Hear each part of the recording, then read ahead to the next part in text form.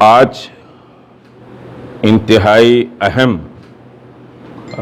انکشاف اور ہماری دو مساجد کے تعلق سے ہم بات کرنے کے لیے بیٹھے ہیں۔ 9 جولائی کے اخبارات میں خبر آئی تھی کہ سیکریٹریٹ کی 2 مساجد مسجد ہاشمی اور مسجد معتمدی انہدام عمل میں آ چکا ہے اور نئے سیکریٹریٹ کی تعمیر کے لیے سیکریٹریٹ کی عمارتوں کا انہدام شروع ہو گیا ہے۔ یہ خبر آئی تھی اور پھر سب جانتے ہیں کہ 2.5 کلومیٹر کے راستوں کی ناکہ بندی کی گئی۔ ناکہ بندی کر کے سیکریٹریٹ کا انہدام کیا جا رہا ہے اور سیکریٹریٹ کے انہدام کے دوران ہماری دونوں مساجد کو شہید کیا گیا۔ اس سلسلے میں ایک پٹیشن جو سیاسی جماعت سے وابستہ صاحب ہیں اور جو وقف بورڈ کے رکن بھی ہیں اور سابقہ میں سیاسی جماعت کے کینڈیڈیٹ کی حیثیت سے انہوں نے مقابلہ بھی کیا تھا، ہائی کورٹ میں پٹیشن ڈالا گیا۔ بڑے حیرت کی بات ہے کہ جس روز پٹیشن ڈالا گیا اسی روز یہ پٹیشن ڈسپوز بھی ہوا اور پٹیشنر کی رضامندی سے ڈسپوز ہوا، یعنی کوئی نوٹسز ایشو نہیں کی گئی، کوئی ڈسکشن نہیں ہوا، جبکہ نوٹسز جانا چاہیے تھا۔ ساری چیزیں ایک پروسیس ہوتا ہے، وہ سارا پروسیس آپ جانتے ہیں، اس پر میں وقت خراب نہیں کرنا چاہتا اس پروسیس کو بول کر۔ اسی روز ڈسپوز ہوا اور یہ کہ ڈسپوز جو ہوا، حکومت کے پلیڈر نے یہ کہا کہ مسجدیں ہم شہید نہیں کیے ہیں بلکہ وہاں پر ملبہ گرا ہے، ڈبریز گرے ہیں، جس کی وجہ سے مسجد کولیپس ہوئی ہے۔ ہائی کورٹ کا آرڈر میرے پاس یہاں پر مکمل ہائی کورٹ کا آرڈر موجود ہے کہ مسجد کولیپس ہوئی اور ایک مسجد کا تذکرہ اس کیس میں آیا۔ حکومت نے کہا کہ ہم مسجد نہیں توڑے ہیں، مسجد پہ ملبہ گرا ہے، اور یہ فون بند کر دو میں، مسجد پہ ملبہ گرا ہے اور ملبے سے سمجھیے مسجد کولیپس ہوئی۔ یہ سمجھیے کہ بات حکومت نے تسلیم کی۔ حکومت نے تسلیم کیا وہاں مسجد تھی۔ حکومت نے یہ بھی کہا کہ مسجد نہیں ہے، اور حکومت کا جو بیان آج آرڈر میں ہے ہائی کورٹ کے، نو مسجد ایگزسٹنگ ان سیکریٹریٹ ناؤ، یعنی کوئی مسجد اب سیکریٹریٹ میں نہیں ہے، یہ ہائی کورٹ کے آرڈر میں ہے۔ اور اس کے ساتھ یہ سمجھیے کہ گورنمنٹ پلیڈر نے کہا کہ حکومت وہاں سیکریٹریٹ بنا رہی ہے اور اس سیکریٹریٹ میں ایک مسجد بھی بنائی جائے گی۔ رضامندی ظاہر کی، یہ اس میں سمجھیے کہ صاحب آرڈر میں موجود ہے، رضامندی ظاہر کی اور اس سمجھیے کہ پٹیشنر کے پٹیشن کو ڈسپوز کر دیا گیا۔ اور اس کے دوسرے دن اخبارات میں خبر شائع ہوئی۔ خبر یہ شائع ہوئی کہ حکومت نے دونوں مساجد کو اسی مقام پر تعمیر کرنے کا ہائی کورٹ میں وعدہ کیا ہے، ایفیڈیوٹ دینے کا وعدہ کیا ہے، اور یہ بڑی مبارکباد کی بات ہے۔ اس پر حیدرآباد کے ایم پی صاحب نے بڑا تعاون کیا، انہی کے حکم اور ہدایت پر یہ پٹیشن سمجھیے کہ ڈالا گیا تھا، اور سمجھیے مسلمانوں کو مبارک، یہ بہت بڑی کامیابی ہے۔ یہ پریس کانفرنس لی گئی، اخبارات میں بھی آئی، یوٹیوب پہ بھی یہ پریس کانفرنس موجود ہے، لیکن اس پریس کانفرنس سے بالکل برعکس یہ ہائی کورٹ کا آرڈر ہے۔ اس کے معنی یہ ہوئے کہ ایک سیاسی جماعت جو ریاست کی دوسری بڑی سیاسی جماعت ہے، میں بہت واضح کہہ رہا ہوں، جو ریاست کی دوسری بڑی سیاسی جماعت ہے، وہ سیاسی جماعت حکومت کے اس مجرمانہ ظالمانہ عمل کو جو مساجد کی شہادت پر ہے، اس کو سمجھیے کہ صاحب بچانا چاہ رہی، اس کو بچانا چاہ رہی ہے۔ یہ سمجھیے کہ ہم محسوس کرتے ہیں، اور اس طرح سے پورا ایک ایپیسوڈ بھی ہے۔ اور اس ایشو کو ڈائیورٹ کرنے کے لیے بڑی کوششیں بھی کی جا رہی ہیں، لیکن ایک بات بہت واضح ہے، علماء اکرام، مشائخین اعظام اور مسلم دینی ملی جماعتوں کا متفقہ فیصلہ ہے کہ مسجد کے معاملے میں کوئی کمپرومائز نہیں ہو سکتا، مساجد وہیں تعمیر ہونی چاہیے، اس سے ہٹ کر کوئی بات ہم سمجھیے کہ نہیں سنیں گے۔ اب جو نقشہ آج آیا ہے، جو سمجھیے کہ ہمارے پاس بہرحال ہمارے ایک سورسز سے ہم نے سمجھیے چیف سیکرٹری کے دفتر سے یہ نقشہ ہمارے پاس پہنچا ہے، جس کا سمجھیے کہ 3D VD بھی موجود ہے ہمارے پاس۔ اس میں جو بات بتلائی جا رہی ہے وہ بات کلیئر ہے کہ مسجد اس مقام پر نہیں ہے۔ سیکریٹریٹ ٹوٹل 18 ایکڑ پر تعمیر ہو رہا ہے، جو آپریٹیو سمجھے کہ حصہ ہوگا سیکریٹریٹ کا، جو آفیسز ہوں گے وہ 18 ایکڑ پر تعمیر ہو رہے ہیں۔ مسجد، petrol bunk, shopping complex, fire station 1.25 ایکڑ پر تعمیر ہو رہا ہے، قریب 2 ایکڑ پر، 1.73 ایکڑ پر مسجد، پیٹرول بنک، شاپنگ کمپلیکس اور سمجھیے فائر اسٹیشن، یہ حصے میں مسجد کی جگہ دی گئی ہے۔ تو 2 مقامات پر جو مسجد تھی اس کو ہٹ کر مسجد کا مقام دیا گیا۔ سڑک کے اوپر جو مین حصہ ہے، جو RBI سے آپ سمجھیے کہ جاتے ہیں ٹینک بنڈ کی طرف، جو لیفٹ ہینڈ پر سیکریٹریٹ ہے، وہاں پر مندر تعمیر ہو رہی ہے اور فوڈ کورٹس وغیرہ، بس سٹینڈ وغیرہ وہاں تعمیر ہو رہا ہے۔ مندر مین روڈ پر تعمیر ہو رہی ہے۔ مسجد سیکریٹریٹ کے پیچھے یعنی مین کمپاؤنڈ کو جو حصہ لگتا ہے وہ سمجھیے کہ وہاں مسجد تعمیر ہو رہی ہے۔ اب مجھے سمجھیے کہ آپ یہ بتائیں، عالی شان سیکریٹریٹ بن رہا ہے، اس پر بحث نہیں کرنا چاہوں گا۔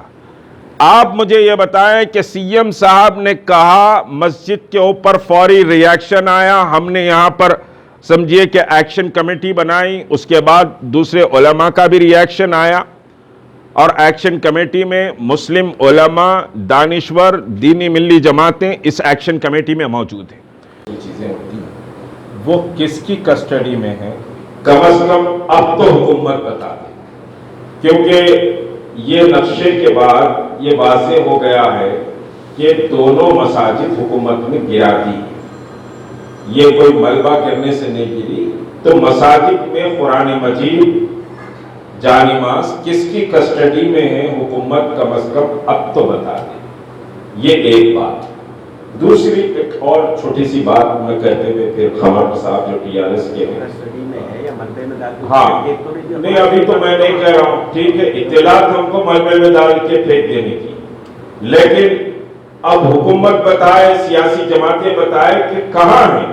اگر ملبے میں پھینکا گیا ہے تو خدا کی قسم یہ حکومت پر اللہ کا ایسا عذاب آئے گا کہ اس کا حکمران نہیں بن سکے گا، اس کے عقاب چکنا چور ہو جائے گا، نہ حلیف بچے گا۔ اس وجہ سے کہ کلام اللہ کی بے عزتی خدا کی قسم ہم سمجھے کہ برداشت نہیں کر سکتے۔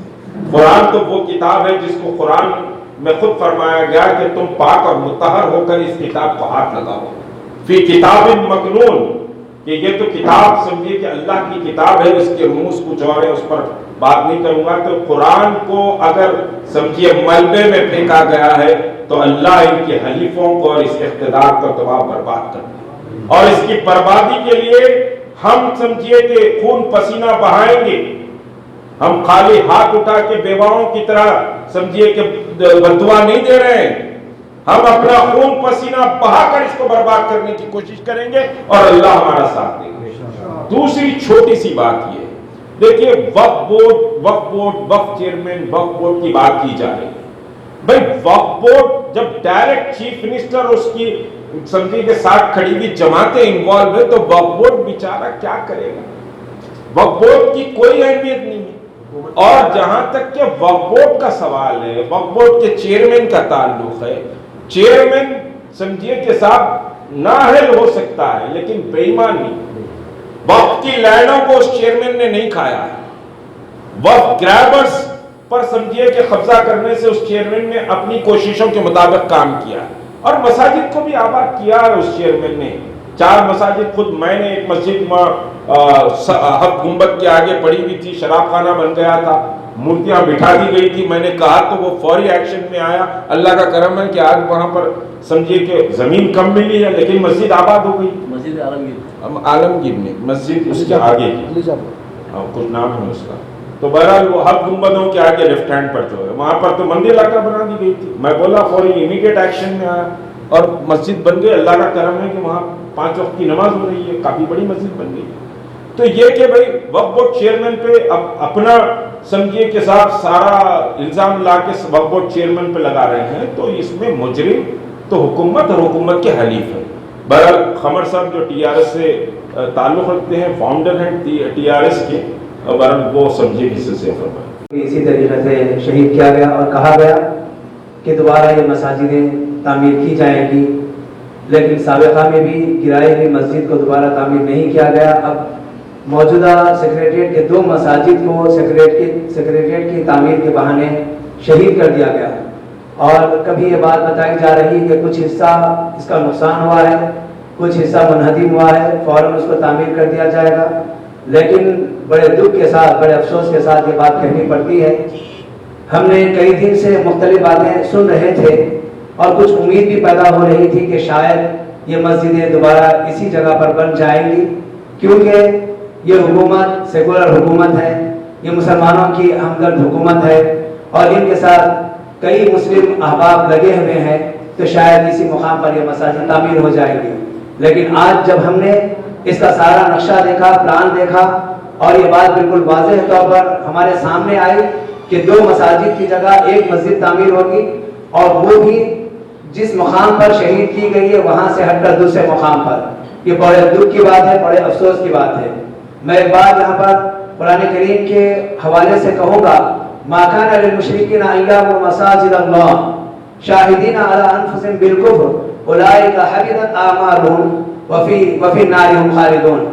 مشرکین کے لائق نہیں ہے کہ وہ اللہ کے گھروں کو تعمیر کرے, آباد کرے. یہ تو اپنے نفسوں پر کفر پر شاہد ہیں اور ان کے تمام اعمال برباد ہوں گے اور یہ جہنم میں ہمیشہ ہمیشہ رہیں گے. یہ بات جو کہی گئی ہے مشرکین کے لیے کہی گئی ہے, لیکن اہل ایمان بھی اس میں اپنا کردار ادا کریں, یہ بہت بری بات ہے.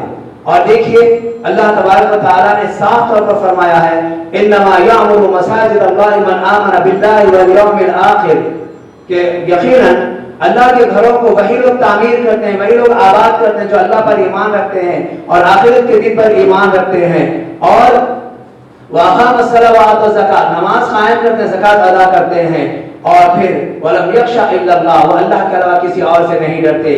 اہل ایمان کو قرآن کریم نے تعلیم دی ہے. ہم تمام اہل ایمان کا وقت کا تقاضا ہے کہ ایک پلیٹ فارم پر جمع ہو جائیں اور سارے کے سارے متحدہ طور پر اللہ کے اس گھر کی تعمیر میں حصہ لیں.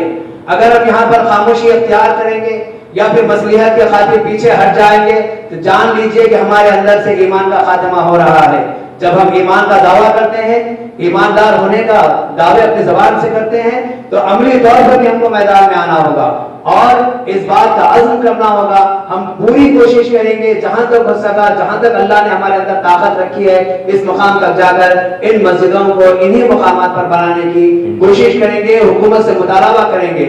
میں آخر میں حکومت تلنگانہ سے اور سارے سیاسی جماعتوں سے یا مسلم جماعتوں سے, مسلم رہنماؤں سے یہی اپیل کروں گا, یہی درخواست کروں گا کہ آپ لوگ اللہ کا خوف اپنے اندر پیدا کریں. اللہ کے گھر کو جس طریقے سے شہید کیا گیا ہے اسی مقام پر, اس مکان کو, اللہ کے اس گھر کو تعمیر کرنے کی کوشش کریں, تبھی ہماری خیر ہوگی. ورنہ آج جو بیماری ہے اس سے بڑا عذاب اللہ تبارک و تعالی ہمارے اوپر لا کر ہم کو ہلاک کر دے گا اگر ہم مسجد کے معاملے میں کسی بھی قسم کی پیچھے ہٹ جاتے ہیں یا اس سے کنارہ کشی اختیار کر لیتے ہیں. اللہ سے دعا ہے اللہ تعالی ہم تمام کے دلوں میں مسجدوں کی عظمت عطا فرما اور مسجدوں کو آباد کرنے کی توفیق عطا فرما.